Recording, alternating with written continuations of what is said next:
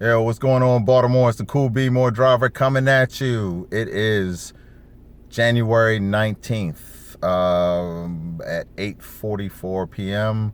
I just called it a night. I started about 6 o'clock this morning, 6 to 6:30, and between a few breaks, during the course of the day, just decided to call it. One, because I drove from Pennsylvania, from visiting my fiance here, back home to Maryland, to work, and so that took a little bit of a toll on me. And instead of being greedy and going for the $200 day, which I very well could have with probably like 2 airport runs, I probably would have done if I wasn't tired. I probably could have hit 200 in combination with, probably taking a couple clubbers home from downtown Baltimore. But you know what? I'm satisfied. I'm okay with the 154 and some change. I think it was 154.69 that I made for that time. So I'm okay. I went over my minimum and actually, got a little bit more. So I'm okay with that. So two things happened today, outside of me making my minimum or making over my minimum. One, so this is very important, and for those of you who don't have dash cams, you got to get yourself a dash cam. All right, so here's what happened to me today. So picked up a gentleman from BWI Airport, and he was heading towards Owings. He was heading to Owings Mills. On the way there, the Uber app crashed my phone. Just locked it up. And the only way I could fix it was by pulling over to the side of the road and just doing a hard restart. So I told the gentleman this. I said, hey, I'm going to pull over because the app's not working. It froze my phone. And, other than knowing where Owings Mills is, I didn't know where his house was, of course. So, he probably could have talked me through it and everything. But still, for my own tracking purposes, I like to see where I'm going. So maybe next time if I have to go pick him up or something like that, I know where I'm going. Anyway, so the gentleman was kind of like, well, I don't understand why you got to pull over to do this. I was like, look, my phone is frozen. I can't do anything other than you talking me through, which he ended up being on the phone for the entire trip anyway, so that wasn't going to happen. Or I can do it while I'm driving, which is unsafe, right? So I pull over to the side of the road. He wasn't happy about it, so I already knew my rating wasn't going to be stellar, right? So I pulled over to the side of the road, fixed my phone, got back on the road, boom, dropped him off to his house, right? Or dropped him off to where he was going, actually. So he was going to the Care First building in Owings Mills. So for those of you who remember where the Owings Mills shopping center used to be, there's a little office area just across the street from, what used to be Owings Mills. It's like a little bus turnaround. So I dropped him off over there. So maybe about 4 or 5 hours later, I look at I get this message from Uber. They got a report of a customer saying that I was unsafe, right? In other words, I was messing with my phone while driving. Completely not true. Thank goodness I have a dash cam and I had it rolling. Because on that dash cam, there was a video of me and the customer and telling him that I was going to pull over. And thank goodness I have the Ventru N2, which records front and, outside and within the passenger area. So it showed me and the customer with the interaction. I'm going to pull the truck over. So the outside was recording. It showed me pulling over to the soft shoulder, everything. And then it showed me, fixing my phone. So when Uber sent that to me, I was very amused because Uber, you guys have got to fix your investigation systems. All right. There's 3 sides to every story. How did Usher say that? There's 3 sides to every story. There's one, there's the other, and then there's the truth. Okay. Drivers, the drivers that are out here, most of the drivers know that customers will say, not all customers, let me correct that, not all customers, but some customers will say and do anything to get a free ride. There are even customers out there that they see that you have a high rating, and for just out of spite, will rate you low. I don't know why. I guess it's a game, it's fun or something like that. But, people got to understand, especially some of these jokesters that are out here, you got to understand that some people do this full time and this is their bread and butter. And you're messing with somebody's ability to provide for their family, put a roof over their heads, clothes on their back, and food on the table, right? I don't know what is going on with this world now, like where people just think it's fun and games. It's not fun. I wouldn't do that to a driver. As a rider, and I've been a rider in Uber and Lyft, I would never think of doing it. Even if the driver would have to do something really drastic for me to rate them low. Really drastic, like, basically swerve into, oncoming traffic or something that could really put my life in danger. Like, I couldn't just rate a driver just because, they had an eyelash out of place or something like that, or they missed a turn they missed one turn on the trip. Like, I mean, come on, people make mistakes, and nobody's perfect, and we just got to move on from all this negativity. It's too much negativity in the world. It's crazy. So thank goodness, getting back to my story, thank goodness that I had that video and I sent it to Uber, and Uber was able to remove that rating, and they removed the customer from me ever being paired with him again. And it was just rude. It's just crazy. But you know what? Karma has a way of coming back. And this is how it came back for me. So, I decided I was like at 146 or something like that, or 143, something like that. And I said, I'm going to do one more ride, and then I'm going to hit 150, and then I'm going to call it a night. So a lady calls me from the Aldi's up on Reisterstown Road, heading towards Owings Mills area. It's right beside an office depot, for those of you who know that area. So she calls me, and I'm telling you, she was an elderly lady. She came out of Aldi. She had like, I'm exaggerating, but she had like 40 bags. It probably was really more like 20, but she had a lot of bags.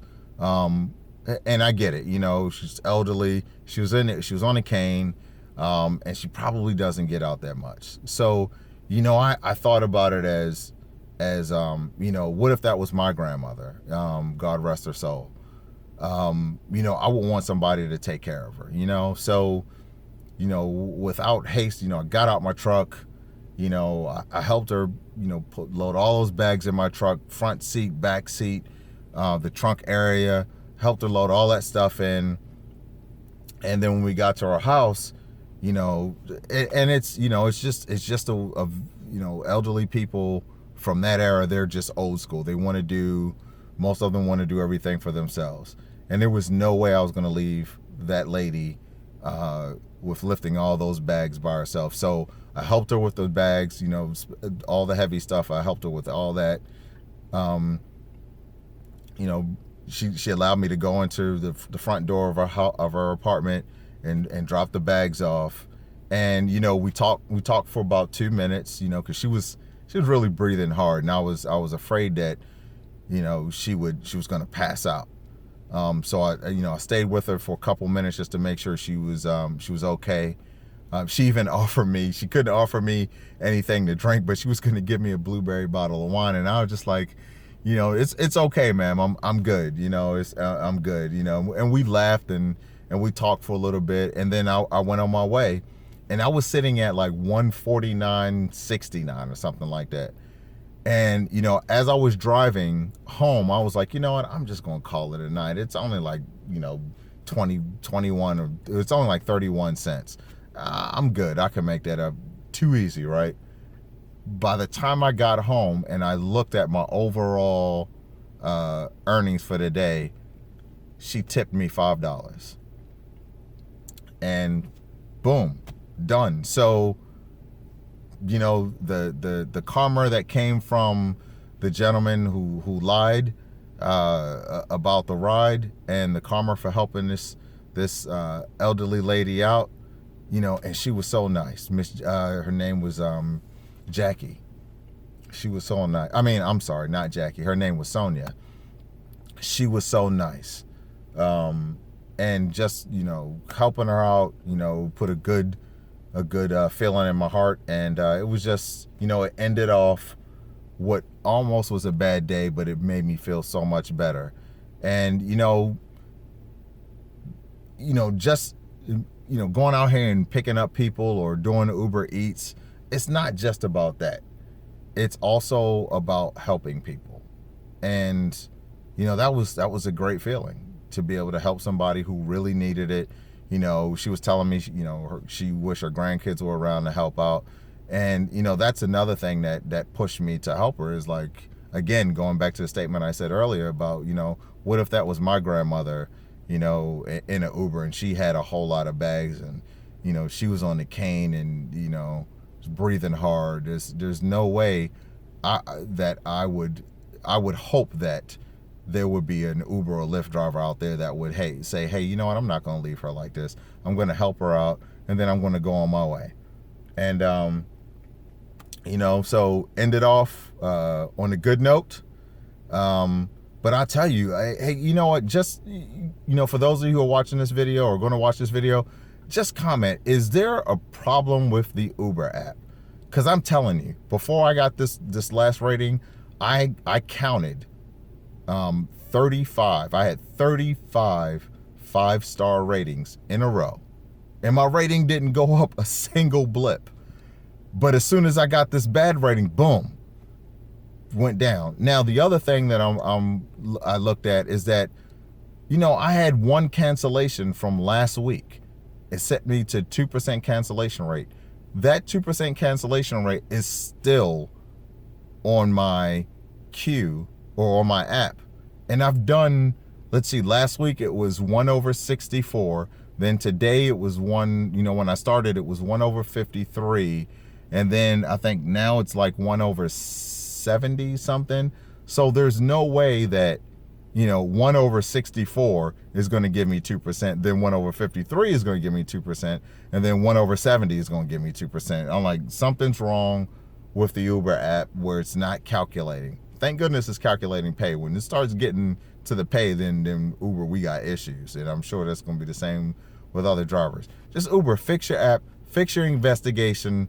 It's, you know, if you're going to deactivate somebody's account, let's just talk about deactivations real quick. If you're going to deactivate a driver, okay, you need to get the driver's full story first, all right, and then do like a small investigation. All right, maybe that customer was just being, for a better term of the word, an asshole. Okay, maybe that's what it was, or maybe it really was the driver. Who knows? But in the experience and listening to what other drivers talk about, look, drivers are out there getting bad names already, you know, and we've got Uber not backing us. Now, we're driving for you. Remember, Uber, if it wasn't for us drivers, you guys wouldn't be getting your cut, and you guys wouldn't be making the money that you have. Like, that's all I'm saying. Like, fix your investigation, please. I'm not trying to talk bad about a company who's helping me provide for my family too. I'm not trying to talk bad about you guys. I just want you guys to fix some stuff, right? Fix the online support. The online support is terrible. I mean, I sent in a question about ratings, and the guy told me, the person that responded told me to restart my app and restart my network on my phone. Completely nothing to do with the ratings that I was talking about. Completely nothing to do with the cancellation rate that I was talking about. Fix that. Fix the investigation piece. I mean, come on now. Like, if the driver's going to be deactivated or suspended for a little bit, then suspend the customer as well. Suspend the customer. They can't take a ride until this investigation is over with, until Uber determines who was at fault. All right? By getting both sides of the story. If there's going to be a deactivation of an account, then the deactivation of the account comes after an investigation is done, not before the investigation is done. That makes no sense. I thought we were in America where we all know, quote unquote, you're innocent until proven guilty. Well, come on now. Shouldn't that still apply in this case? Like, just because a driver complains on a customer doesn't make it true. And just because a customer complains on a driver doesn't make it true. There's got to be some investigations. And I'm going to tell you, drivers, if you don't have a dash cam, you need to get one. I don't care if you get a $45 cheap dash cam that's something that can record. You need to get one, okay? Because there's too many things going on out here. People are telling lies and all this kind of stuff, and you just need to have one, all right? Just have one, and make sure you have some kind of sign on your windows or somewhere within the cabin of your vehicle that states that people are being recorded, and also make sure that you are following your state and local laws when it comes to recording video and audio as well. So that is it. This is a little longer than I wanted to go in, but I just hope Uber fixes their stuff, because you guys have a really good program. You're allowing people to be employed on their own and support their families, whether it's a part-time or full-time basis, but you're giving this opportunity. Don't take it away by somebody falsely accusing somebody else of doing something. One day, I hate to say it, but one day you guys may find yourself in a lawsuit. I mean, you already got lawsuits going on out there, but you guys may find yourself in a lawsuit that is just going to be bad all the way around. So, if you guys fix this stuff, man, I'm telling you, you guys would have a great platform. And I would go so far as to say, if you fix certain things, you might top Lyft. I'm just saying, I hope you guys fix it and support your drivers, support your customers as well, but support your drivers, because again, we're the ones that's going out here picking up the customers and getting them to their location safely. Just help us out. All right. So for everybody who's out there, whether you're at BWI Airport, you're at Reagan, or you're at Dulles, or you're just out in town driving around picking up people and dropping them off, or doing Uber Eats, whatever you're doing tonight as far as rideshare, be safe, make that money, get home safe to your family, your loved ones. And you know what? If you're out and about tomorrow, get up and do it again, right? All right, so this is the CoolB'more driver. I'm calling it a night. It's been a good day. I hope everybody who's been out there driving or is going to drive tonight will have a fruitful and safe night. CoolB'more driver, I'm out of here. Peace.